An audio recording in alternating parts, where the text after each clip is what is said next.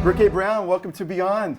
So great to be here, Ben. So glad to be a part of this right now. Yeah, I'm fired up to have you on. So as I just sort of kind of give you your background, a little preamble, you're known as a leader in organizational and personal behavioral change. During your time at UC Berkeley, you received many honors with your work culminating in the development of a UC Berkeley course on psychology of behavior change and wellness. Take us back to your early life that led up to your career. Can you tell us about where you grew up and what it was like? Yeah. So interesting, born in Detroit, Michigan. My mom is Ethiopian, my dad's from Detroit. And we actually moved to California when I was 2 years old. And so was raised out here in Southern California. Kind of a recluse myself, like I enjoyed my friends. I had an enjoyable life, but really one of the biggest things for me was I love playing with my toys, like action figures. It was always about imagination. I would want to create. So I realized that I was a creator. As time went by, I started getting into sports. My family was like, okay, get out of the house. So it got me into the house, started playing sports, and I did really well. Surprisingly well, football, wrestling, track and field, that's what I did. But it actually got me into, after high school, I became a personal trainer. So personal training is really what set me on the path that I'm on now in a huge way. What I had was, I kind of tell this story, I had a client of mine who was extremely quiet, extremely shy, and could not lift weight. He was skinny, he couldn't lift 25 pounds. I just remember looking at him, I'm like, I really want to help this guy out. Right. So time goes by, I'm training him, he starts getting a little bit of size. As he gets size, he starts to make a couple jokes. And for me, when a person's like starting to transition, they start to be a little bit more kind of jovial, they'll make jokes. So he started making jokes, I'm like, great, that's cool, all right. Then time goes by, he's like, I got a girlfriend. And I'm like, that's awesome, get back to lifting the weights. Time goes by, he goes, I'm engaged, and I want you to be in the wedding. Wow. And I'm sitting there at the wedding rehearsal, and he's standing above me, and he's looking just dapper, clean. And he has tears in his eyes, and he's looking at me, and he goes, if it wasn't for you, I wouldn't have believed I could have got a girl like this. Wow. And I'm sitting there, and I'm just like, is this self-actualization? Is this what I want to do the rest of my life? And How ultimately, old were you at this point? Geez, I was probably 20, I had to be 2021 when this happened. And really what happened at that point is it no longer became about training people, it became about belief. Because he didn't say, if it wasn't for you, I couldn't have got this. He says, if it wasn't for you, I wouldn't have believed. And so that has set me on the path. How do you get people to believe that they're capable? But how'd you know at 21, how'd you get that epiphany? How'd you get that insight? Because most people at 21, let's be honest, they're focused on other things. Absolutely. But you sound like you're soulful and you're deeper and maybe an old soul. What do you think gave you that insight? That's a great question. I would say, okay, so I wrote a lot. And I think one of the most powerful, even with my clients now that I work with, journaling is one of the biggest things. I didn't know at the time that journaling, the effects that it had, what research says about journaling, but at the time I just knew that when I wrote, I felt better. And so there was a period when I was younger where two things came into my life that really kind of changed my perspective and it got me to learn more about who I was and what was more than what the world was talking about. One of my friends, Joey, he wrote poetry, and I would read his poetry and I hated it. I didn't really care for it, but I'm like, you know what, I want to try poetry. So I started writing, and I just got addicted. And then I stopped writing about like poetry about the world. I started writing like prose about my thoughts and what I was thinking and what I cared about. And I would even call out my own bluffs in my own writing, right? And as I became more self-aware, which is a huge, huge portion of my research and a huge portion of the work that I do, I started to understand what I cared about and what I loved. And couple that with music. My sister got a guitar when I was 16. She never played it. I would always borrow it, and I would start to create music. And I always say that if a person is able to connect to something and be able to spend time by themselves, it's something that I respect. If you're an athlete and you're a high-performing athlete or you're a musician, I know that you know how to spend time by yourself and work in discipline. And I think that being able to write consistently, being an athlete and at the same time be able to play music and write and come up with songs really got me to be able to be okay isolated, be okay with myself and not feel alone. And that really, in a lot of ways, freed me from needing to meet the demands of the social, kind of environment around me. And in a lot of ways, I think that's why at such a young age, when I saw that and experienced that, I'm like, this feels better than anything else that my friends have talked about. This feels better than anything that my church has talked. This is really what my power is to be able to inspire people to inspire themselves. So let's back up. In today's world, we got Instagram, and that's a limbic-rich platform. It's instant gratification, it's instant emotional response, it's not the cerebral cortex level, and most people operate on a limbic-rich environment where I want what I want when I want it, it's instant gratification. Totally. How do you drive people to a deeper sense of awareness and a deeper state of awareness to what you're talking about? Yeah, so it's the microwave mentality. I want to be able to put it in for a couple seconds and I want it to come out as it is. Yeah. And I think what happens is I always ask this question, what led you to me? Why are you here? Is it working? That's the question that you have to ask. And no matter what culture I speak to, whether I'm doing stuff internationally, stuff here, I always ask, has what you've done worked? And if so, why are you in front of me? Right? And all it is just positing a very simple question. Because if you're at this place, that means that your math doesn't add up to the life that you want. And that kind of pauses them for a second. And then I say, are you willing to try a different way? Do you want to improve? And if they say yes, then we move forward. If not, I say, do you want to improve? If they say yes, then we move forward at that space. But sometimes people just have to kind of realize that if I play all these games of this microwave mentality of wanting to only satisfy my limbic needs, I find myself more unhappy, more empty, more alone. And finding and seeking those type of people that are the same way are isolating. Right. And going deeper into that space. Right, it's powerful. So let's take a step back and share with the audience, what is it you do for a living? We sort of been dancing around a little bit. Right. What is it you do for a living? So I am actually a behavior change specialist. And what I do is I just help people change the behaviors in ways that empower them to live the lives that they want. The way that I do that is pretty much deconstructing the self-sabotaging thoughts that they have in their minds. Most of the issues that we have in our life is in our minds. It's not so much the thing that happens, but our thought about the thing, right? And so we help people deconstruct the false stories, and then once they've deconstructed it, they feel free, but the truth is they're not really free because they haven't clarified what they truly want. Most people place their ladder on the wrong building of success. And so what I do is I say, let's put the ladder on the ground for a second, deconstruct the stories that you have, and then make sure we put it on the right building. Right, and I do that through different programs that I have that pull from my research, and as well as the coaching work that I do. And so it's truly just to empower individuals, and I do that with individuals, executives. I do it with organizations, schools, whoever wants to change. Because at the end of the day, we're all humans, and our brains all work very similarly. Even an organization is an organism in a sense, right? And so it has the same type of limbic and prefrontal cortex as any human being would have. Right. Good point. So as a leading expert in motivation and behavioral change, what is the biggest challenge you have found in managing stress, career expectations, and performance in the workplace? So I would say for when working with clients, working with people, again, it goes back to what I said about your thoughts. The way you think determines everything in so many different ways. And this is something that, my father instilled in me when I was younger. It's like, God thought the world into existence, and then as time goes by, we have the same ability, but it takes us a little bit longer. And so the power of thought, Magic of Thinking Big, Think and Grow Rich, all these type of books, they talk about your thoughts are so important. But ultimately what happens is when people are dealing with, let's say they have a boss that micromanages them, or a boss who thinks that their employees are disengaged, it's the thought about the situation that is more heavy. The stress is what you think about. So I say, this is the issue, this is the situation. But what happens is we revolve it with our past experiences of such things.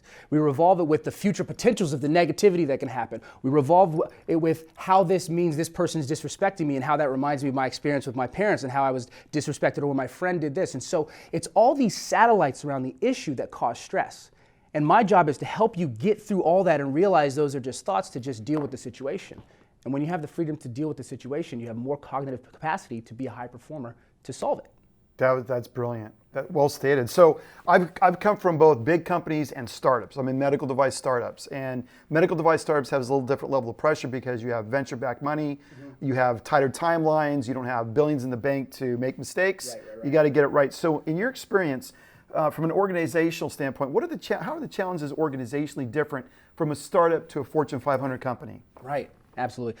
I think, well, obviously when you're in a startup, just like you said, there's limited funds and you're under the gun. Burnout is a big issue. Burnout is a big issue because everybody has a vision and a dream that's so strong and everybody feels they're a part of something. But you're playing, there's so many roles that you're playing. At the same time, you haven't discovered kind of how to walk, you know what I mean? How to communicate between hierarchy, how to communicate between departments. There's a lot of things that are happening where everybody is wearing so many hats and they're just trying to survive, which is kind of a fun adventure. And I really, have a lot of the CEOs and founders understand that the adventure is a part of the process.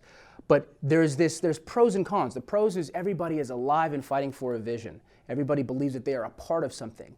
But the cons are the burnout, the ability to kind of wear too many hats, the ability to be caught up in, it's so funny. A lot of times what a lot of founders do is they get caught up in creating templates and sheets as opposed to just running out and doing what needs to be done. Right. Then you look at an organization that's been established, they're like no risk, We want to make sure that we're making profits. We have to make sure our stakeholders are happy.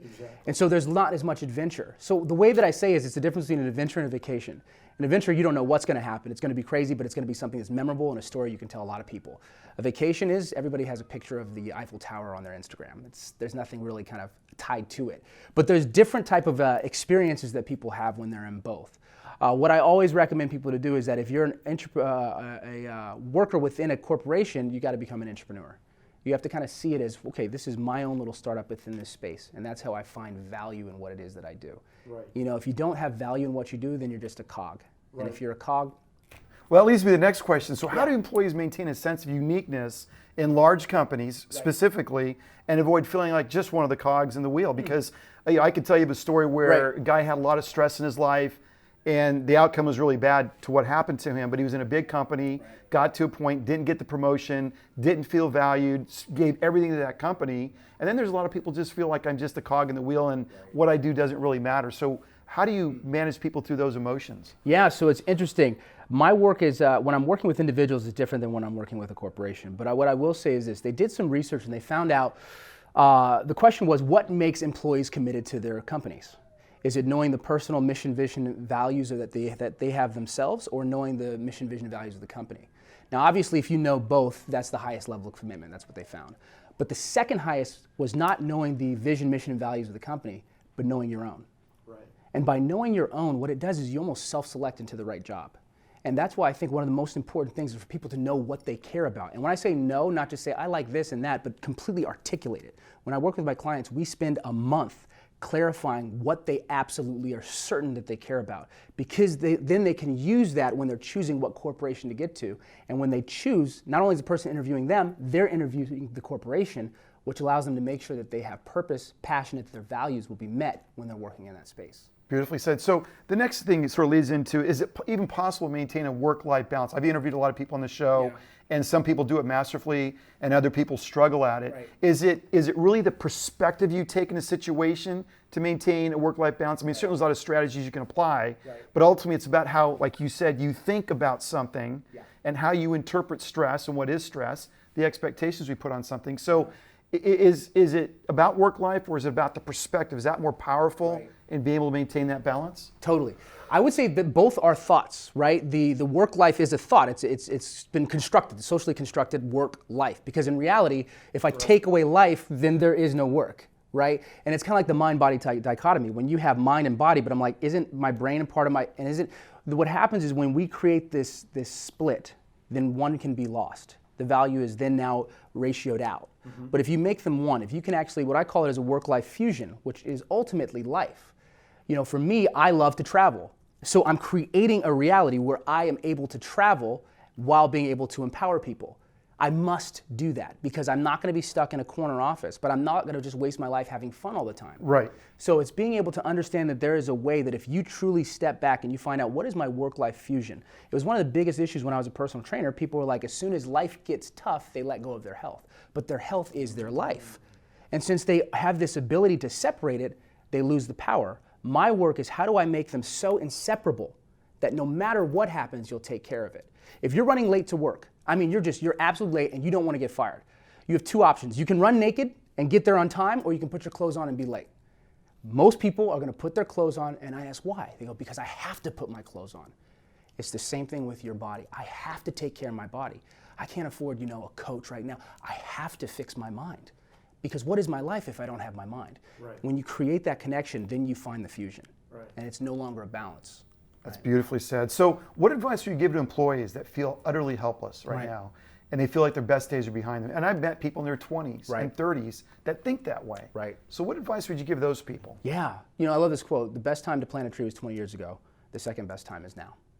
And so that goes back to perspective. The ability to be able to understand that you can create whatever world you want to create right now is so empowering. But the first thing you have to do before you get to the place where you're looking on and seeing Gary Vaynerchuk and Tony Robbins and all these people that are taking over the world and then comparing yourself, that's why you feel like your life is not where it should be, right? But the truth is that if you put yourself in a position to where you say, this is my life as it is, and no matter what happens, I'm going to make the best of it. I'm going to find a way to become happier. Then all of a sudden you free yourself through gratitude. You are just grateful that you're alive. And by being alive, you empower yourself to just take out the stress of where you should be. And when you take off the stress of where you should be, then you just are where you are. It's again, we talk about those satellites. Yeah. When you take away those satellites, all of a sudden you have the situation. When you have the situation, you've taken away the cognitive disruptions that are all these thoughts so that you can create a solution to make your life better. Does that make sense? Yeah. Yeah. That's Really a lot to powerful. unpack. Wow. Yeah, right? That's powerful. So as you look at part of your programs, you offer a number of programs. You offer lifestyle coaching. You offer, correct me again, you Life mastery coaching? Life mastery Yeah. coaching. Can you share with the audience what this is and is it synergistic with the coaching for corporations? Right. Is it personal and corporation or both? Right. Excellent question. I would say with life mastery coaching, this is kind of the core of the work that I do, and that's really the deconstruction. What I say is, my job is to get you to run faster. And the way that I get you to run faster is not teaching you how to run. I don't even teach you about form. The first thing I do is cut the parachute that's on your back. The parachute are your thoughts, your self-doubts, your core beliefs, these sabotaging experiences that you've had, right? If I get you to cut the parachute, by default, you will run faster. Then once you run faster, we then have you clarify what it is that you care about in the world, your vision, your mission, your values. And I don't say it in cliche ways. My research was really about finding out what intrinsic and extrinsic motivators push people to make lasting change in their lives. What I hated as a trainer was that people would get results, leave, lose results, because the paradigm shift hadn't happened. All they had was an external motivator forcing them to do something. Mm-hmm. What my work is, how do I get you to internally realize that my vision is the most important thing? Mm-hmm. When I say my vision, I envision a world where boundless imagination, and inspiration is applied to. It's so funny. I literally. This is great. Oh my gosh, I love it. I say it all the time. I envision a world where boundless imagination and creativity is applied to life itself, where the very art of living is mastered and evolved as each individual is empowered to express their unique greatness in the world. So that is something that I repeat all the time.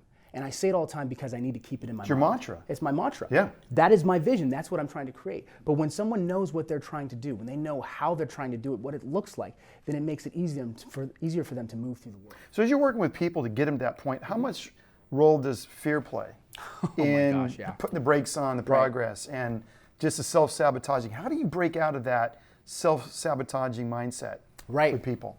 The first thing I do is, this is an old cliche one, but it's an acronym: fear equals false evidence appearing real.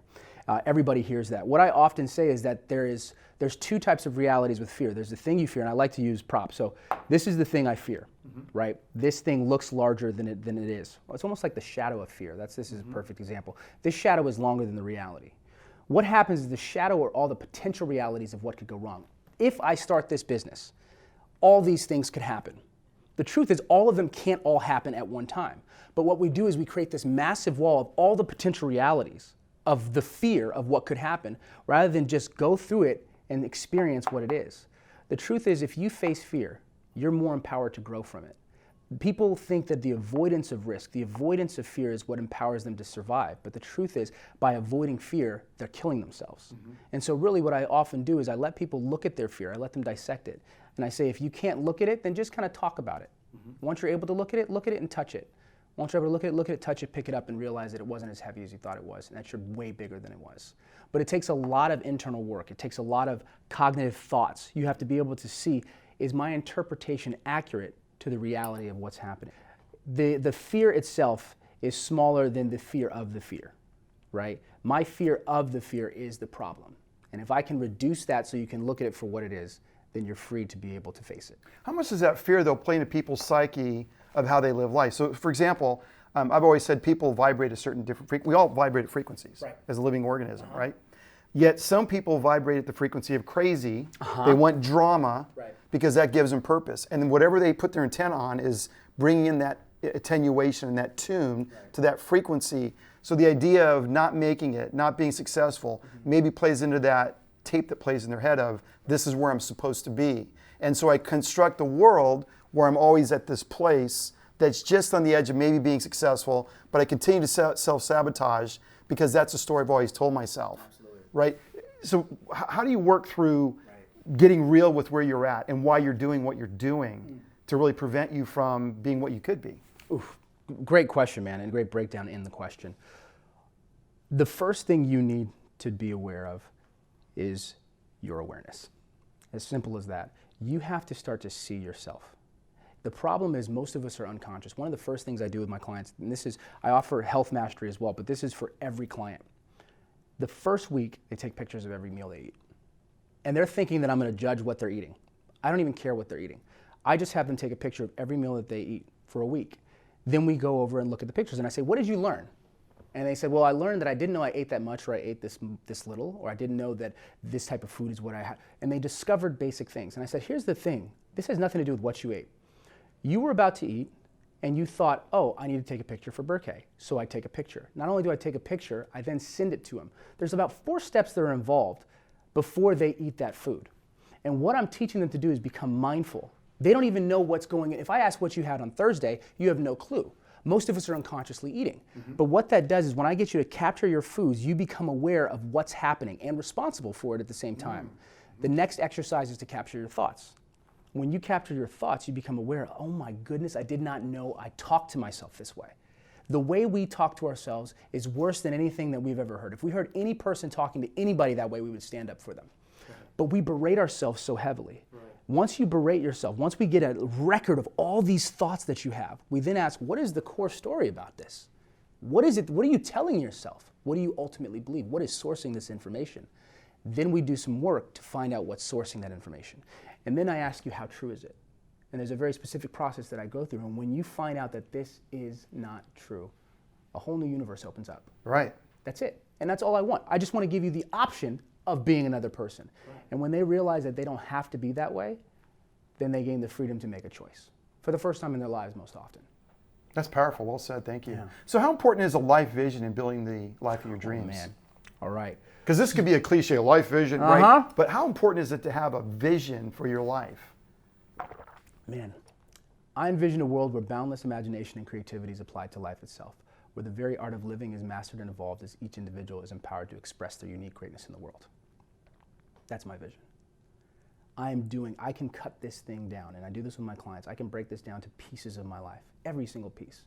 See, the problem with a vision statement is it's cliche. People have heard it so often, so much, that they just throw it out. Right.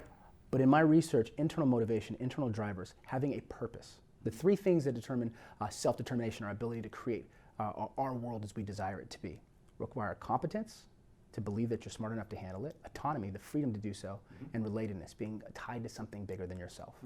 Your vision is tied to something bigger than yourself, which makes you overcome your own self-sabotages to achieve it, right? And so a lot of times is that a vision statement isn't just a matter of words. There's an entire narrative that I put my clients through to figure it out. Balanced imagination, creativity goes back to what I said earlier, where I was playing with my action figures. I was a creator. I created music. I love creation, right? Where people are empowered to express their unique greatness. We all are unique. Master and evolved. Before all of this, I was a musician. I was a singer-songwriter. I loved music. It was everything that I did, and I was good at it. But then I got a callus on my vocal cords. I wasn't able to sing. I thought I died. I thought I was nobody anymore. Wow. Right? Yeah. I mastered my art, but then I lost who I was. And what I say a lot of times is that I was looking at the sun, and for the first time in my life, I saw a sunset. And I'm like, what's happening? And it's getting darker, and it's getting colder, and then all of a sudden I can't see. But as time went by, my eyes adjusted. When my eyes adjusted, I saw the stars. Billions of stars, sometimes thousands times bigger than the sun. Yes, farther to get to, but more brighter. That adjustment is evolving. Not only master your craft, but to evolve beyond it. If something has happened in your life and you just felt like you dropped the ball, lost it all, you've mastered that, great. Evolve. We're constantly adapting, that's what we have. This is all in my vision statement. I can tell an entire story. I do speeches just on the vision statement because it's so important to understand that it's tied to who I am as a person, which gives me the strength and fortitude to push through. That's probably, you just almost answered the next question, sort of, but is it important to have a flexible perspective in life as you're going through setbacks and successes? Absolutely, yes. I mean, flexibility, you look at nature, nature's flexible, right? We come from nature. You have, this all came from exploding stars. You know what I'm saying? So flexibility it's built in. So the thing that is totally the antithesis of it is controlled environments. Like this is how it must be. That's not natural. And so what happens is saying to be flexible is like, oh, you need to be flexible. The truth is, to be controlled is insane. To think that it has to go in a certain way is a form of insanity because you're going against the laws of nature. You know what I mean? The second law of thermodynamics. Right. And so in a lot of ways, what I say is that when you learn to adapt, you are no longer married to an outcome. When you're no longer married to an outcome, then it becomes a game. What I often tell people is I say, what if goals were just excuses for adventure? When you say goals are just excuses for adventure, you put yourself into a place where you're not afraid to fail. You're excited for the adventure. All I have with my goals, even my goals today, I know that they're adjustable and movable. I know that I will course correct. I know that life will switch it up. But it gives me enough impetus to move. And that's what we're supposed to do on the planet. Move, exist, go. There's so much beauty around us, right? And if there's not beauty out here that you can see, you can make beauty here. Right. This is your adventure. Right. Right? And so by being able to expand and not just reach that linear goal, you all of a sudden drink in more life within your time. I say my goal in life is to live 100 lives. But that also includes like 99 deaths. Right. And you understand and honor that power because you get to exist fully. That's deep. Well, I'm glad in a way that the music side didn't work out because I wouldn't have meant this version of you. Right? No offense. No, it's true. Because this is powerful. You're helping a lot of people. You have a very clear vision and a way of looking at the world that's uncluttering. Right. And I think a lot of people walk around with very cluttered minds because of what they're digesting, consuming mentally. Right? And if I consume a lot of junk mentally, I'm going to be where I'm at, just like your body. And I think they're all connected. Healthy food, what goes in your brain is really important. So let me switch gears here because you're an amazing person. You're soulful, you're deep. Your parents got to be so proud. And I believe your mom was from Ethiopia, yes, if I'm not mistaken. And your dad was from Detroit. Yep. Who's that person that's had the most influence in your life? Yeah, it's such a tough question. I often say, who's most important? The person that plants the seed, the water, the sun. You know what I mean? It's such a difficult thing. My parents definitely are huge influences in my life. My dad for vision. For getting me to read these books that opened my mind, psychocybernetics, and just kind of starting on that path. I took it and I went so far with it because I wanted to understand the research behind it. I didn't just want the motivational. I wanted to understand how does it work. But he started that in a lot of ways. My mother, love, in so many ways. She's the embodiment of love. And so there's a huge balance between those two. I say, and one of my values is family. And I can never love anybody more than I love my family. So my job is adoption. Right? To add people to my family because they get that insta love. And so because of that, my mother, she brought that kind of cohesiveness with our family and it is so powerful. And I think the sun, that's the creator. And I think this ability to exist on this planet with the crap, which is just our interpretation of this experience. Right. It's beautiful. And I feel like in so many ways, through meditation, prayer, and all these different ways that I connect, it's so powerful to me. And it always reminds me that everything the world really has to offer, it fails in comparison to being connected. Right. You know what I mean? Right. And so I could list off a bunch of mentors as well. Travis Mayfield, who gave me books when I was younger to read and write reports. Dan Mulhern, who taught me about leading by two and the power of values. There's just so many people that I'm very, very grateful for in my life. I can't say one. Everybody's influential at different size. My intellect? My intellect. That I think this goes beyond me. You know what I mean? I can say it comes from my family, my heritage, my DNA, but I really think that this was kind of planned. You know what I mean? I have a story sometimes, it's really funny, where we're in heaven and these spirits are around and everybody's like, who wants to be Berké? He'll have this. There'll be moments where he doesn't know who God is and he'll be questioned and the spirits are like, what does that mean? And I was like, right, I'll do it, put me in. Yeah. So whatever came with that, and it was agreed on before I got here. Yeah, no, it's cool. Because you're very articulate, you're soulful, you're very bright, you're deep, and most people like to look at the surface of an issue, but to go deep is where the gold and the nuggets are. Yeah, you're really understanding.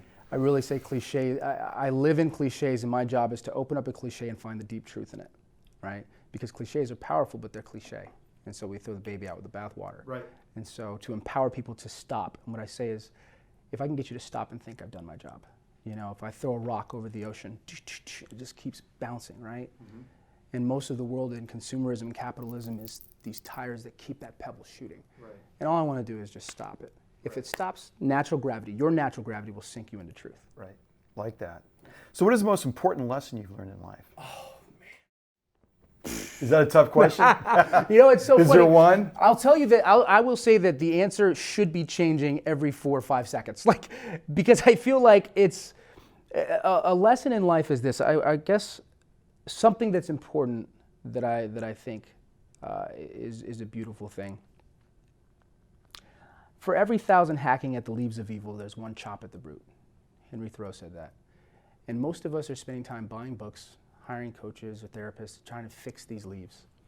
But the truth is, if you can pause and think and ask yourself, what do I care about? What's important to me?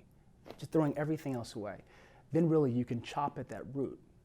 You know what I mean? And so it puts us in a place where being able to center and know ourselves, and I always recommend journaling. People are like, I don't know what to do. Just start writing what you're thinking. Because when you write what you're thinking, if you come back a day later and read it, it won't even sound like you. And so you're starting to become an expert of you. I tell all my clients, you were going to be a researcher of yourself. And when you know yourself, you'll finally love yourself. And when you finally love yourself, you'll be able to create the world that you want. But it takes you centering and not dealing with all the little tiny issues in your life, all the little satellites, but centering down to what's most important. How important is it not to care what people think? How important is it not to care what people think? Well, it's very important, right? But you know, naturally as humans, we're communal creatures, right? And so we need to care, and there's social constructs and stuff like that. I think what's more important is the goal is to care about what you think. And when you care about what you think so much, it turns the volume down on those around you. So it's good. I need accountability. I need people to say, hey, you know what I mean? Check it. And even if people say negative things about me, it's like, hey, can keep me down to earth, right? But at the same time is to, when I hear my voice so clearly, or God's voice, or the internal space so clearly, then by default, everything else becomes quieter. And so that frees you from not saying, F what everybody else is thinking. It's, let me turn the volume up on me, right? And that'll naturally de-escalate the sound. I love it. Yeah. Well said. Is there anything we haven't covered you'd like to share with the audience? Well, just the work that I do in essence is pretty much life mastery. Like I said, life mastery coaching. I work with individuals, people that are trying to make shifts in their lives, trying to understand. A lot of times people are trying to, leave one job or start their own business, or should they stay, should they go? Kind of getting clarity on what they care about in life mastery and freeing them from the sabotaging thoughts. For business mastery, really what I do is I empower you to get clarity on who you are and then create that fingerprint in your business. I call it identity branding. You're branding from your identity, and that's what people really want on now. Authenticity is everything. And then health mastery, and that's where we do have personal trainers, because I'm still in the personal training. I love that exercise and the effect it has on all my clients. So all my clients have to do some type of physical activity because it just helps with the brain. But health mastery, we have trainers who train the clients, and then I do the mind work. And then also, obviously, corporate and speaking, those I just love to do. Yeah, and check out his videos on YouTube. You're a great speaker. Thank you, man. I had a chance to look at some of the videos on the fitness. Yeah. You had groups out there in whatever parking lot, wherever it was. Right, they're working out, yeah. And they were working out. That was phenomenal. So where can the audience learn more about you or connect with you? Absolutely. BerkéBrown.com, B-E-R-K-E, Brown.com is really kind of where the essence of everything is. We're building out some new websites for the internal gym and everything like that. And iGym stands for the internal gym, which is your mind, right? And we're working out these things here because it fixes everything else. But yeah, there's a contact space. You can watch my video on vision. I think really is a nice way to kind of whet the palate so people kind of see what I'm about, what I care about, and you can reach out to me there as well. Fantastic. Berké, thanks so much for coming So on good to be Beyond. here, Ben. Thanks so much for having me. Yeah. All right, appreciate it.